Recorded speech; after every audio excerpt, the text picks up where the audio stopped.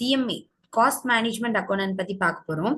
So cost management accountant அப்படிங்கிறவங்க அவங்களோட job role என்னவா இருக்கும்னா காஸ்ட் ஆடிட்டிங் அண்ட் காஸ்ட் எல்லாம் அனலைஸ் பண்ற ஒர்க் கூட இருக்கும். சரிங்களா?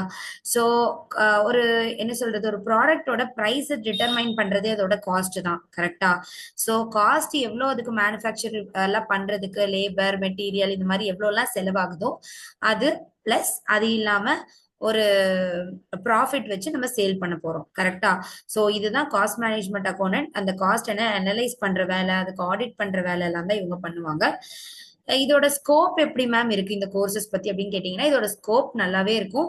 தென் நீங்க யூஎஸ் ஸ்டேட்ஸ்ல, ஐ மீன் யூகே ஸ்டேட்ஸ், யூஎஸ், யூகே, தென் அரேப் கண்ட்ரீஸ்ல எல்லாம் போய் நீங்க ஒர்க் பண்ணணும்னாலுமே இதுக்கு நமக்கு நல்லாவே ஸ்கோப் இருக்கதான் செய்யுது. பட் பிராக்டிஸ் பண்ணணும் அப்படின்னா, சரிங்களா, பிராக்டிஸ் பண்ணணும் அப்படின்னா அது கொஞ்சம் இப்ப இருக்கிற மேபி உங்களுக்கு வந்து நல்ல ஆடிட் பேக்ரவுண்ட்ஸ் இருக்கு அப்படின்னா யூ கேன் டூ.